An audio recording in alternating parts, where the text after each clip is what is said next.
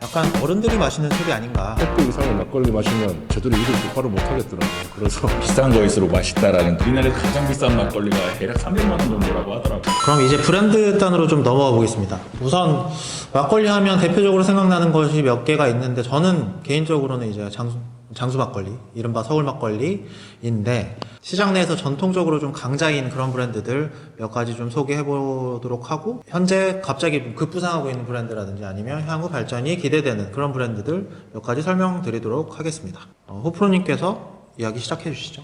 아무래도 시장 내 정통 강자로서 계속해서 성장하고 있는 브랜드는 당연히 장수 막걸리 그리고 지평 막걸리일 겁니다. 다만 배상 연주가라고 해서 이제 우리가 흔히 알고 있는 느린마을 막걸리, 이거에 대한 성장세가 굉장히 주목할 만한데요. 무아스파탐 정책으로 인해서 최근에 또 논란이 있지 않았습니까? 마케팅으로 해서 또 최근에 더욱더 성장을 한 이 느린마을 막걸리가 좀 가장 주목할 약주로 보여지고 있습니다. 실제로 2023년도 상반기 매출만 비교했을 때 전년 동비 약 20%나 매출이 좀 상승했다고 하더라고요. 느린마을 막걸리는 굉장히 다양한 종류가 있습니다. 이게 봄, 여름, 가을, 겨울 이렇게 구분을 하더라고요. 이게 어떤 기준이냐면 병입일에 대한 기준으로 이걸 나누고는 합니다. 실제로 이 막걸리 병에 보면은 봄 막걸리는 약간 신선하고 달콤하고 가벼운 산미라면은 겨울 막걸리로 갈수록 점점 더 진해지고 그 알코올의 향이 더 강해지는 막걸리를 즐길 수 있다고 합니다. 또 다양한 시장에서의 접근이 또 굉장히 주목할 만한데요. 롯데 웰푸드랑 협업을 해서 느린마을 막걸리 슈크림빵을 만들었더라고요. 그래서 이 빵이 세븐일레븐 편의점에 전개가 돼서 굉장히 인기를 끌었다고 합니다. 온라인 마켓이나 이제 가맹점 사업도 같이 진행을 하는데요. 혼술닷컴이라는 자산의 온라인 스토어를 만들어서 이제 판매를 촉진화시키고 있고, 뿐만 아니라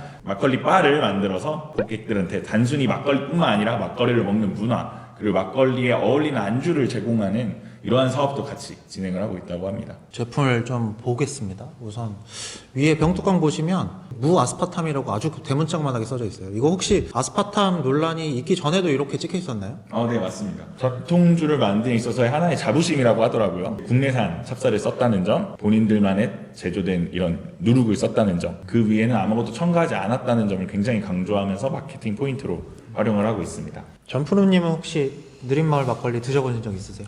취해서 한번 먹어본 적은 있는데 맛있었을 것 같은데요. 정확히 기억은 안 나시고. 나이에 비해서 좀 약간 올드하신 면이 있어서 이렇게 좀 전통적인 브랜드들 좋아하시는 것 같아요. 근데 저는 MZ스러운 그런 브랜드들 좋아하다 보니까 제가 말씀드리고 싶은 브랜드는 막걸리계의 돈페리뇽이라 불리는 복순도가입니다. 혹시 복순도가는 당연히 한번 드셔보셨죠? 복순도가 심지어 저도 먹어봤습니다. 너무 비싸서 뭐 자주는 못 먹었지만 선물 받아서 좀 먹었습니다.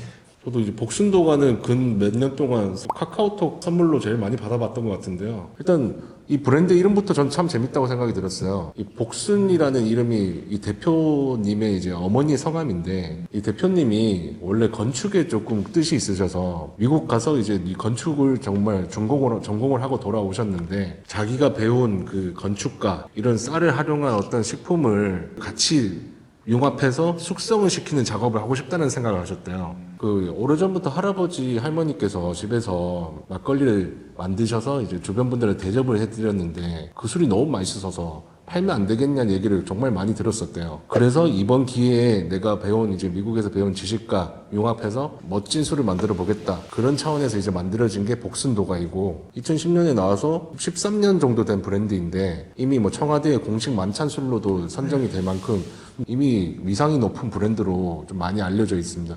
고급 술을 즐기는 주당 분들 사이에서도 좋은 술이라는 얘기를 좀 많이 들었습니다. 복순도가는 다른 것보다 이 청량감이 정말 대박인 상품인 것 같은데, 얼마나 이 안에 균이 살아서 넘쳤으면은 그렇게 좀 풍성한 이런 기포나 청량감을 느낄 수 있는지 참 저는 매력적인 술이라고 좀 생각이 들었고. 호프로님, 복순도가 맛 한번 표현해 주시겠어요? 이걸 뭐라고 표현해야 될까요?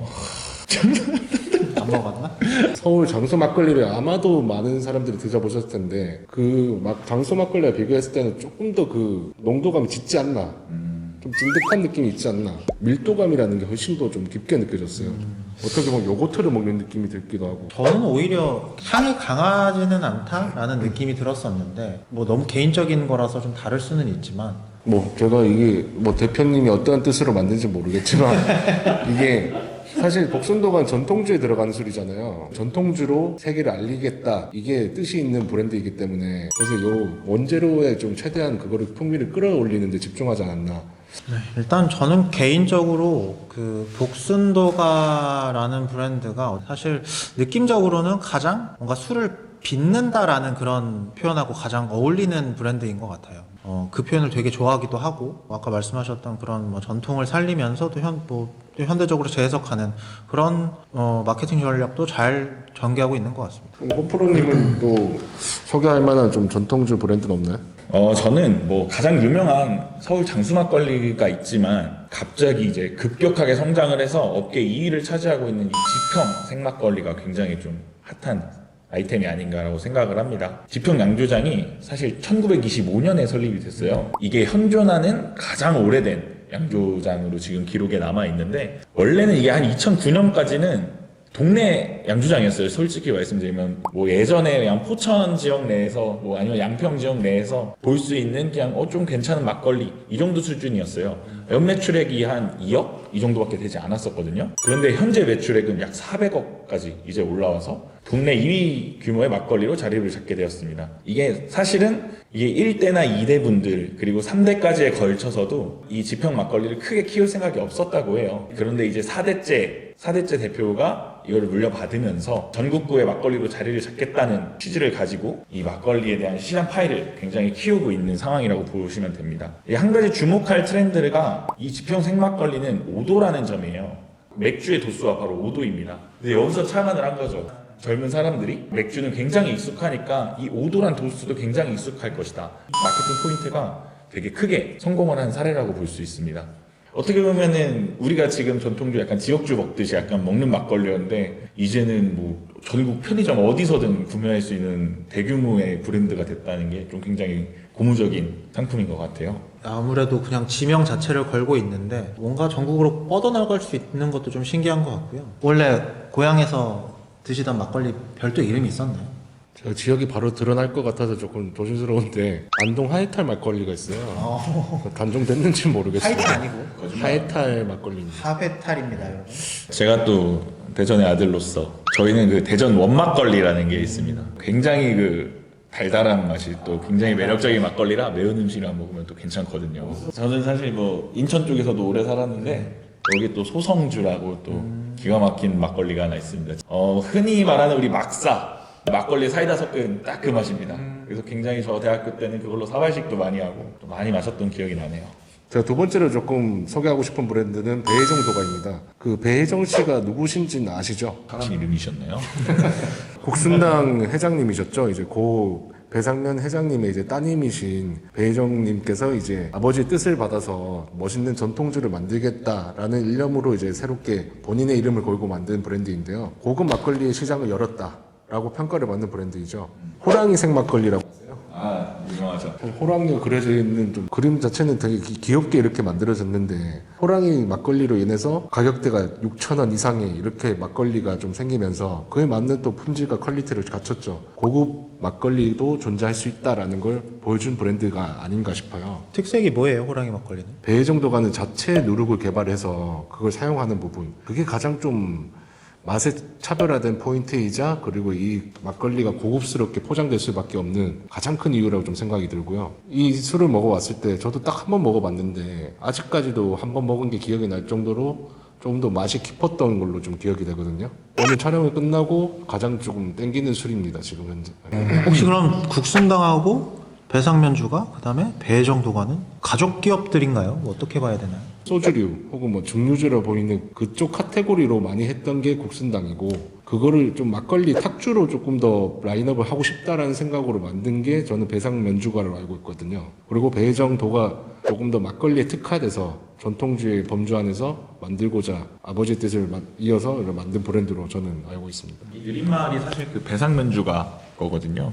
배상면주가 그 본사가 포천에 있습니다. 그래서 거기에 배상면주가 박물관도 있고 한데 오늘 기분 좀 내면서 고급스럽게 한 잔 때리고 싶다 할 때 찾는 그 술들 라인업이 배상면주가 라인업에 많다고 보시면 될 것 같아요. 참고로 거기 이제 그 포천의 배상면주가 방문하시면은 입장료만 내면은 거기 있는 여러 종류의 술들을 무료로 시음할 수가 있습니다. 자, 다음은 사실 뭐 제가 가끔씩 먹는다라고 하면 그래도 그나마 좀 제일 자주 먹는 브랜드죠. 막걸리 중에서 가장 큰 MS를 차지하고 있는 브랜드 설명해 주시죠. 네, 모두가 잘 알고 있는 바로 서울 장수 막걸리입니다. 사실 우리나라 막걸리 브랜드 1위 브랜드이고요. 1962년에 이제 오픈을 했습니다. 사실 근데 그 역사는 더 길다고 좀 보여지고 있어요. 왜냐하면 서울에 약 40여 개의 양조장들이 있었거든요. 이 양조장들이 조합화돼서 하나의 레시피로 이제 상품화돼서 나온 게 이 서울 장수 막걸리라고 봐주시면 될 것 같아요. 하루 평균 약 50만 병을 생산하고 있고요.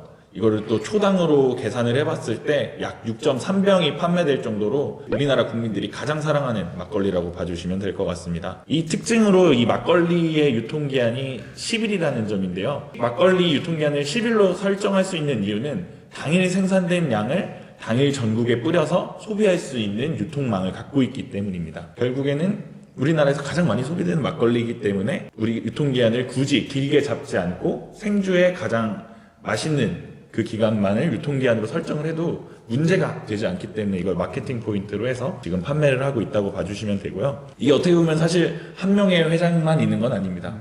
50여 개의 이제 조합들이 모여서 만든 하나의 조합원이기 때문에 대표도 51명이라고 봐주시면 됩니다. 가수 로이킴의 아버지가 이제 이 장수 막걸리 사장이다. 또 이런 말이 있었는데 사실은 그 51인 중에 한 명이라고 봐주시면 될 것 같습니다. 지분이 있는 분이셨던 거죠. 어떻게 보면은. 장수 막걸리는 매출을 알 수 없다는 말이 있던데 그 이유는 뭐예요? 사실 말씀드린 것처럼 협동조합이기 때문에 한 사람의 개인 매출이나 그 기업의 매출로 잡히지 않는다고 하더라고요. 뭐 서울유도 마찬가지잖아요. 협동조합이기 때문에 그 서울유의 전체 매출액이 이걸 모든 걸 대변하는 거 아니다. 뭐 이런 거랑 같은 개념으로 봐주시면 될 것 같습니다. 어떻게 보면 또 1위 브랜드이기 때문에 하나의 트렌드를 계속해서 이어오고 있는 것 같아요. 지금 막걸리를 보면 전부 다 페트병에 담겨져 있잖아요. 그렇죠. 최초로 막걸리를 페트병에 담아서 유통한 것도 이 장수 막걸리입니다. 1977년도에 최초로 페트병에 막걸리를 담았고 또 예전에 기억하실지 모르겠지만 막걸리가 원래 초록색 병에 많이 담겨져 있었잖아요. 그렇죠. 근데 지금은 다 이렇게 하얀 병에 담겨져 있죠. 이거가 환경 이제 이슈로 인해서 최초로 이 하얀 병으로 바꿔서 유통을 한 것도 장수 막걸리입니다. 이제 나머지 막걸리 브랜드들이 이걸 따라가고 있다고 봐주시면 됩니다. 그 전에는 병에 담겨서 유통했었나요? 병으로 유통이 된다기보다는 그 지역 단위로 어떤 그 약간의 양조장에서 그냥 퍼서 느낌 있네요. 그렇죠. 제가 마지막으로 소개해드리고 싶은 브랜드가 있는데 한강주조라고 혹시 들어보셨나요? 처음 들어봅니다. 저도 못 들어봤어요. 요즘 MZ 세대들이랑 가장 소통을 잘 하는 브랜드라고 좀 생각이 드는데 한강주조라는 브랜드를 봤을 때 앞에 한강, 서울의 상징이죠. 그래서 이 한강주조 브랜드는 서울 강서구에 위치하고 있는 지역에서 경복궁 쌀이라는 품종을 쓰고 있어요. 저는 이 부분이 참 재밌게 생각이 들었는데 일단 서울 강서구에 경복궁 쌀이라는 게 있는 것 자체도 좀 신기했었고 이 브랜드가 이제 4년밖에 안 된 좀 힙한 브랜드임에도 불구하고 조선시대의 고서를 참고로 해서 그 제조법을 참고로 해서 만든 술이라는 게 이 트렌디함과 정통성을 같이 조금 겸비하고자 했던 이제 젊은 대표들의 그 노력들이 참 좀 멋있다고 생각이 들었거든요. 일단 이 술은 요즘 트렌드를 좀 트렌디한 부분을 다 갖춘 것 같아요. 경북궁 쌀이라는 이제 재밌는 품종과 플러스 무감미료 그리고 뭐 여타 첨가물들을 넣지 않았다는 어떻게 보면 프리미엄의 좀 범주에 들어갈 수 있는 막걸리인데요. 대표적으로 많이들 보셨을 나루 생막걸리는 못 보셨나요? 들어본 것 같아요. 나루색 막걸리라고 하니까 들어본 것 같은데. 카카오톡 선물하기 네. 이런 범주에 이런 선물하기에서 아까 말씀드렸던 복순도과 그리고 나루생 막걸리 이게 좀 선물의 좀 대표 주자인 좀 막걸리 브랜드들이지 않나 저는 좀 그렇게 보고 있는데 항상 베스트 5에 들어가 있더라고요. 근데 좀 굉장히 궁금한 게 제가 알기로는 전통주 카테고리로 들어가기 위해서는 그 양조장이 위치한 지역 근처 농작물을 사용해서 만들어야 된다고 제가 듣고 있는데 그러면은 서울 한복판에서 쌀농사를 져가지고 지금 이거를 만든다는 얘기인 건지. 경북궁 쌀이라는 건 서울의 서쪽에 좀 치위친 지역에서 지금 생산을 하고 있고 이 공장은 가장 힙한 동네 중 하나죠. 성수동에 강서구에 있는 쌀을 가지고 와서 만든 게 이 브랜드입니다.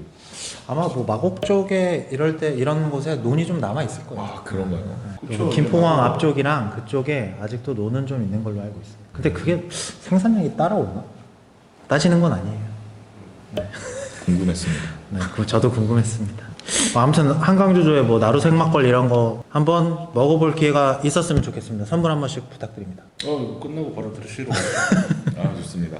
이렇게 막걸리 브랜드들에 대해서 좀 얘기를 해봤는데요. 그럼 조금 이제 좀 가볍게 마무리를 한번 해보도록 할게요. 혹시 안주는 어떤 안주들 좀 좋아하시는지, 대표적으로 제일 생각나는 것들이 전, 뭐 굴이나 보쌈, 그 다음에 홍어 이런 것들이 있는데 혹시 이러한 뭐 안주에 따라서 막걸리를 다르게 드시는 편인지 아니면 뭐 그냥 도수에 따라서 다르게 드시는 편인지. 사실 저희가 식당을 가게 되면은 대부분 서울 막걸리, 장수 막걸리를 접할 가능성이 가장 높다고 좀 생각이 들어요. 그래서 서울 막걸리를 먹는다는 가정하에 안주를 고르게 되는 것 같은데 서울 막걸리가 그래도 맛이 뭐 프리미엄 생주 이런 거에 비해서 맛이 진하다고 볼 수는 없지만은 그래도 살균 탁주보다는 그래도 깊은 맛이, 진한 맛이 존재하잖아요. 그러다 보니까 저도 안주를 좀 더 진하게 먹는 것 같아요. 간이 센 것들 먹는 것 같은데 그래서 저는 보쌈과 홍어 이렇게 해서 좀 삼합을 많이 좀 즐겨 먹는 것 같아요. 홍어의 그 특유의 그 알싸함을 이 막걸리가 담백하게 또 잡아주는 느낌이 좀 참 좋더라고요.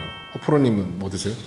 물론 식당에서 먹으면 아까 말씀하신 것처럼 장수 막걸리를 먹게 되겠지만 이제 집에서 먹게 될 때는 저는 타입을 두 가지로 나눠서 먹습니다. 일단 매콤하고 좀 매운 음식을 좀 좋아하는데 그런 경우에는 이제 느린마을 막걸리처럼 약간 부드럽고 좀 단맛이 강한 좀 이런 막걸리를 선호해요. 그리고 어떻게 보면 약간 삼삼하고 조금 어떻게 보면 간장 맛이 나는 이런 이제 안주를 먹을 때는 송명섭 막걸리라는 게 있어요. 이게 굉장히 또 유명한 막걸리인데 이 막걸리를 좀 주로 먹습니다. 이 송명섭 막걸리가 별명이 그 막걸리계 평양냉면이라고 불리는 막걸리예요. 우리가 흔히 아는 그 막걸리의 그 단맛이 일체 없다고 봐주시면 됩니다. 이게 뭐야, 뭐 심심한데 이거 왜 마시지라는 느낌을 받으실 수도 있는데 특유의 그 막걸리가 갖고 있는 향은 유지하되 또 약간의 그 슴슴한 맛이 입맛을 더 돋궈줘서 그 음식을 더 살리는 경향이 있더라고요. 그래서 너무 강하지 않은 음식을 먹을 때는 오히려 이 송명섭 막걸리로 좀 주로 먹고 있습니다. 자, 그러면 마지막으로 막걸리 시장 도대체 어떻게 될 것 같은지, 뭐 저희가 뭐 대단한 전문가는 아니지만 그래도 각자 어떻게 생각하시는지 한 번씩 들어보면서 마무리하도록 하겠습니다. 막걸리 시장은 어떻게 될 것 같습니까? 물론 지금 정확한 통계가 나와 있지는 않지만 그 전통주 카테고리 내에서 탁주만 봤을 때는 뭐 계속해서 점진적으로 올라가고 있고 시장 규모가 점점 커지고 있다는 점, 그리고 다양한 양조장들과 다양한 신흥 강자들이 계속해서 이 전통주에 관심을 갖고 또 이 막걸리 제조를 하고 있는 만큼 규모가 점점 더 커지고 또 고급화되지 않을까라고 저는 바라보고 있습니다. 우리 전프로님은 사실 오늘 굉장히 트렌디한 브랜드들을 많이 말씀해 주셨는데 이들도 계속 이렇게 본격적으로 전개하겠죠? 제가 봤던 이제 좀 신규 신생 브랜드들, 핫한 브랜드들은 어떻게 보면 다양함을 좀 추구하는 것 같아요. 소비자들과 좀 소통하는 방향에 대해서 좀 다양하게 고민하고 있는 거 아닌가 그런 좀 생각이 들었습니다. 그러니까 처음에 저희가 말씀드렸던 게 사실 뭔가 서민적인 술이거나 아니면 어른들이 좀 마시는 술, 좀 그런 이미지가 강했었던 게 과거라면 지금은 각각의 브랜드들이 좀 많이 노력을 하고 있는 것 같아요. 그래서 앞으로도 좀 온라인 판매가 가능한 브랜드들은 그런 것들이 더 도드라질 것 같은데 또 새로운 모습의 그런 막걸리 시장을 볼 수 있지 않을까라는 생각을 하면서 오늘 막걸리에 대한 시간 마치겠습니다.